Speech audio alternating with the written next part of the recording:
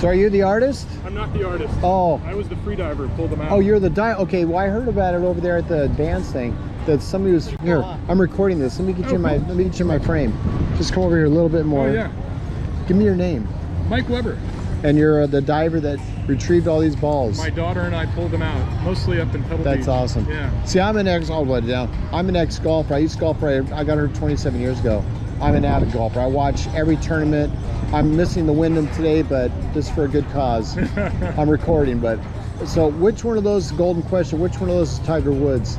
Yeah, I don't know if you would miss him in Pebble Beach. He's pretty good. You know, one you would know is Tony Finau because he puts his initials on them for his kids. Oh, really? So if you found some with the, initials, good luck, that good chance it's his. Some of it, well, many of these balls, the reason they're different colors is that they've rolled around in the sand for so long, it's worn the cover off. So you didn't color these, that's the natural color. Okay, I wonder about the different shades. Yeah, and the artist decided, well, I want to make it look like wash of a wave, a breaking wave. That's what it looked like, yeah. Slide over just a little bit while you're talking to me. Give me some of the fun facts about this. I can't read the sign. Yeah, so the genesis was I wanted to get my daughter, who was 14, 15 years old, I wanted to get her into free diving at the time. So I took her out, and I knew there were some areas where there'd be some golf balls that would aggregate.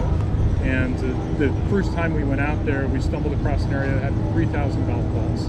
Because nobody thought to go down there. There's no way we thought there were that many. We went back with bags, and 250 golf balls weighs about 25 pounds. So we loaded up a couple bags and then swam them to the shore, and it's about a 20-minute walk carrying 50 pounds of balls plus all your dive gear.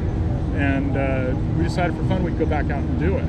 And pretty soon we had a couple thousand balls, and then it was 3,000 balls, and then people got wind of us doing it, and the media covered us, and then pretty soon it was not the local but the national news, and then it was 10,000 balls, and we talked to Pebble Beach and the aquarium and the National Marine Sanctuary, and all of them said, hey, we'll take care of it, and they did nothing, and they just weren't about to discuss it.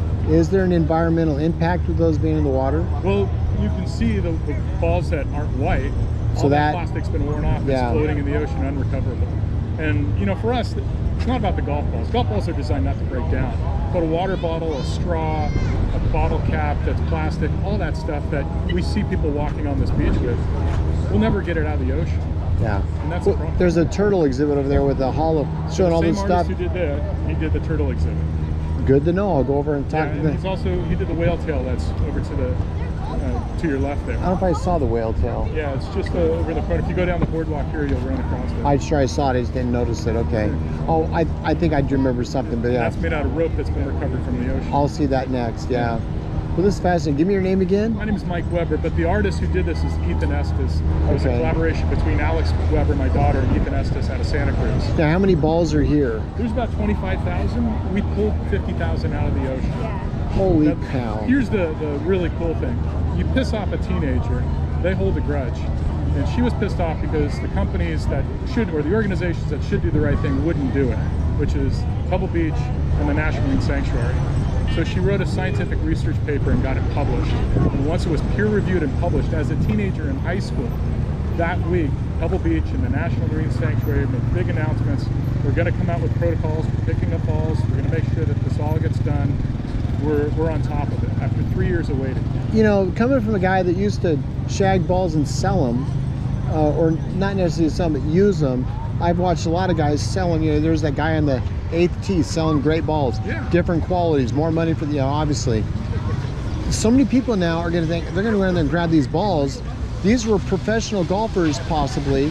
They're going to know the names, Callaway, Titleist, whatever. They'll see the lines drawn. They'll know those are the pro balls. Not a lot of amateurs draw lines to these days, So that's a good chance that's a pro ball.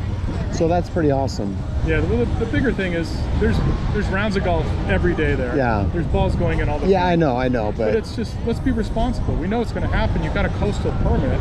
Why would we allow someone to dump garbage in the ocean if they got a coastal permit? I 100%. Everybody else can be responsible. Torrey Pines could be doing the same thing. Yeah, exactly. But I don't think they're using the ocean as a hazard to the extent that Pebble Beach and some of the others. You're right about that. Yeah. And they show the kelp forest there and the otters. They show so much of that as part of the experience there, and the bays. If you're recording this, I'll show you an image that just says a million words, and it's sometimes it takes that image to you know, hammer. Yeah, I want to see fish choking on balls or something like that, you know. I grew up here in Huntington, so I'm all for what you're talking about here. Okay, aim it straight down. I'll see if I can twist it totally flat to the camera, my way. Oh, he's got a ball in his hands. It's a baby sea otter who's learning how to eat. And he's trying to eat it. He's trying to eat a golf ball. I can appreciate that. Yeah. Yeah. It's just heartbreaking. I stored a golf bag in a house I was at. Rats tried eating the sunflower seeds, and the balls were chewed down to the core. So animals don't know. They're just eating. This is a second one that I took when we were actually Square out in the water. up and down to the camera. There you go. There you go. Perfect. Now what is this? I can't tell. It's a seal.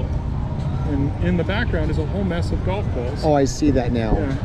And is that a nest he made? And no, it's just we were picking up the golf balls. It was curious. It wanted to see what we were doing. We had bags that had, literally there were 2 bags that had about 500 golf balls each in it. That day we pulled out 5,800 golf balls. And the seal just followed us around as if it knew we were doing something right for its environment.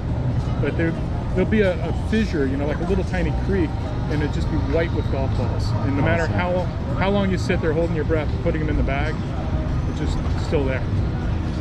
It's crazy. Amazing. Well, this is right. I'm going to come back tomorrow with my camera. Have somebody take a lot of pictures. I can't do them right now. Yeah, you're doing God's work. Well, your daughter too. More people we can expose this to. Maybe we get them to, you know, just change one little thing. It will help. It makes sense. I know where the balls go because I've lost plenty of them. I pinged them off mobile homes at the old golf course over here. That's where I learned to golf, right over here. Right on. And so my dreams go to Pebble Beach, but my golfing days are over. Yeah. Now I caddy for my son. I teach him. Thanks a lot. Nice talking to you. You too. Yeah, Very take pleasure. care.